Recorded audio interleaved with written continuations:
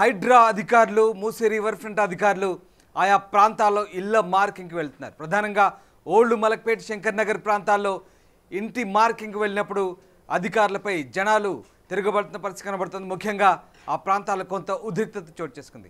ఈ నేపథ్యంలో అధికారులు కూడా చాలా అలర్ట్గా ఉంటున్నారు. ఆ ప్రాంతంలో ఇళ్ల మార్కింగ్ను పూర్తి చేసుకుని అధికారులు అక్కడి నుంచి వెళ్ళిపోతున్న పరిస్థితి. దీంతో అధికారుల రాకతో ఒక్కసారిగా టెన్షన్ వాతావరణం క్రియేట్ అవుతుంది. తమ ఇల్లు ఖాళీ చేయమంటూ అధికారులు మార్కింగ్ చేస్తుండడంతో ఓవైపు అక్కడ ఉన్నటువంటి ఆ ప్రాంత వాసులు ఆందోళనకు గురవుతున్నారు. ఇక రేపో మాపో తమ ఇల్లు కూల్చివేస్తారంటూ స్థానికులు భయాందోళనకు గురవుతున్న పరిస్థితి. మొత్తం మీద చాదర్ఘాట్ మూసీ పరివాహక ప్రాంత ప్రజల్లో అయితే ఇప్పటికే ఒక రకమైనటువంటి టెన్షన్ వాతావరణం క్రియేట్ అవుతుంది. మరీ ముఖ్యంగా అధికారులు వరుసబెట్టి ఆయా ప్రాంతాల్లో మార్కింగ్కు సర్వేకి వెళ్తుండడంతో ఒక రకమైనటువంటి టెన్షన్ వాతావరణం అయితే క్రియేట్ అవుతుంది. మొత్తం మీద ఆ ప్రాంతంలో ఉన్నటువంటి పరిస్థితులు ఏంటి, అధికారులు ఎలాంటి సర్వే నిర్వహిస్తున్నారు, ఆ ప్రాంత వాసులు ఏమంటున్నారు, పూర్తి సమాచారం మా ప్రతినిధి శ్రీశైలం అందిస్తారు. మొత్తం మీద చాలామంది హైడ్రా అనుకుంటూ కన్ఫ్యూజ్ అవుతా ఉన్నారు. హైడ్రాకి దీనికి ఎటువంటి సంబంధం లేదు. సో మూసీ రివర్ ఫ్రంట్కి సంబంధించి దీని మూసీ సుందరీకరణలో భాగంగానే ఇక్కడ ఉన్నటువంటి ఆ ఇళ్లకు సంబంధించి చేస్తున్నటువంటి పరిస్థితి. ఒకసారి ఇక్కడ మార్క్ సంబంధించి ఒకసారి మార్క్ చూద్దాం.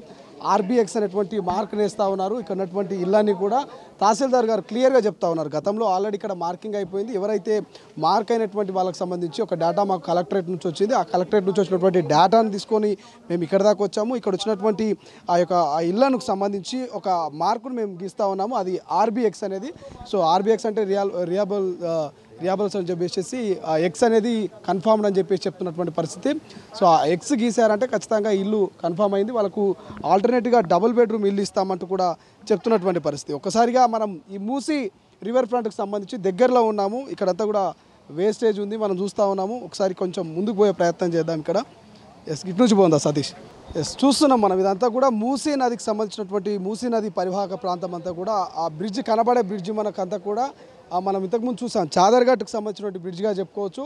ఆ మధ్యలో మనకు మూడు బ్రిడ్జిలు కనిపిస్తూ ఉన్నాయి. ఓవరాల్గా 3 బ్రిడ్జిల్లో కూడా చాదర్ఘాట్ బ్రిడ్జ్, తర్వాత ఇంకొంత ముందుకు వస్తే మనకు ఓల్డ్ మలక్పేట్కి సంబంధించి శంకర్ నగర్కి సంబంధించినటువంటి ఒక బ్రిడ్జ్. ఇదంతా కూడా మూసీ నది పరివాహక ప్రాంతము. వాటర్ ఫ్లో వెళ్తూ ఉంది, చూస్తూ ఉన్నాం. ఇదంతా కూడా అక్రమంగా నిర్మాణాలు కట్టారు. ఈ అక్రమ నిర్మాణాలని ఖచ్చితంగా తొలగిస్తాం. ఇది హైడ్రాకు ఎటువంటి సంబంధం లేదు. హైడ్రా తరహా కూలగొట్టడం కాదు. ఇదంతా కూడా మూసీ రివర్ ఫ్రంట్కి సంబంధించిన కూలగొట్టడాలు. ఇవంతా కూడా మూసీ రివర్ ఫ్రంట్కి సంబంధించినటువంటి అక్రమ నిర్మాణాలను మాత్రమే కూల్చబోతున్నాము. వీళ్లకు సపరేట్గా మళ్ళీ డబుల్ బెడ్రూమ్లను కూడా కేటాయించబోతున్నాము. కేవలం కూల్చివేసి వదిలేము, రోడ్డున పడేసేటువంటి పరిస్థితి కాదు.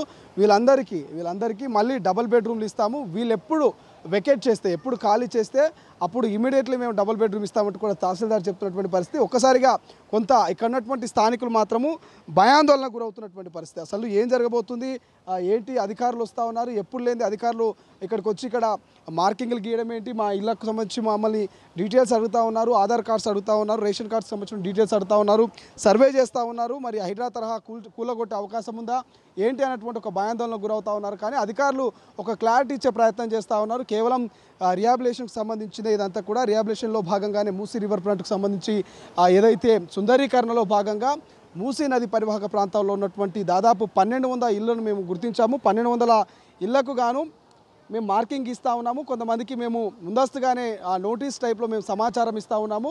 దయచేసి మీరు ముందుగానే ఖాళీ చేసిన వెంటనే మీకు ఖచ్చితంగా డబుల్ బెడ్రూమ్ ఇళ్లను మేము ఇస్తాము.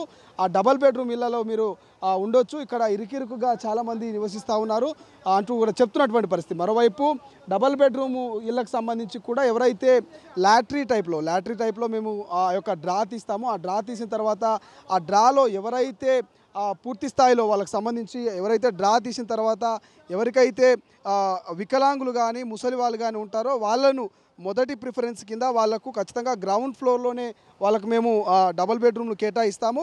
మిగతా వాళ్ళకి పైన మేము కేటాయించేటువంటి అవకాశం ఉందంటూ కూడా చెప్తున్నటువంటి పరిస్థితి. ఒకసారి మనం మూసీ నది లోపలికి వెళ్తూ ఉన్నాము. మూసీ నదికి సంబంధించి నది ప్రవహిస్తూ ఉంది. ఇదంతా కూడా ఈ ప్రాంతం అంతా కూడా గతంలో మనం చూసాము. భారీ అంటే ఒక 30-40 ఏళ్ల కింద కూడా మూసీ నది అంతా కూడా భారీ విస్తారంగా నీటి సామర్థ్యంతో ముందుకు వెళ్ళేటువంటి పరిస్థితి. కానీ ప్రస్తుతం కాలానుగుణంగా రోజులు గడుస్తూ ఉంటే కాలానుగుణంగా ఇదంతా కూడా మారుతూ వచ్చింది. ఒక్కొక్కసారిగా కబ్జాకు గురవుతుంది. ఒకసారి మనము స్క్రీన్ మీద చూపించే ప్రయత్నం చేద్దాం. సతీష్, ఒక్కసారి ఇటు చూపించే ప్రయత్నం చేయి. ఇక్కడ మనకు అనిపిస్తుంది అదంతా కూడా మట్టి పోసి ఇదంతా కూడా మట్టి పోసి అక్రమంగా నిర్మాణాలు చేపట్టారు. ఆ మట్టి అంతా కూడా మనకు అనిపిస్తూ ఉంది. ఈ నది అంతా కూడా చాలా లోతుగా ఉండేది. ఈ లోతుగా ఉన్నటువంటి నది కాలానుగుణంగా ఒక్కసారిగా కూరుకుపోతూ వస్తూ ఉంది. కూరుకుపోయింది ఎవరైతే ఇక్కడ ఉన్నటువంటి స్థానికులు దాన్ని కబ్జా చేసి ఆ యొక్క మట్టి పోసి దాన్ని అక్రమంగా నిర్మించినటువంటి ఇళ్లను మనం చూస్తూ ఉన్నాం. అసలైన తొలి వెలుగు.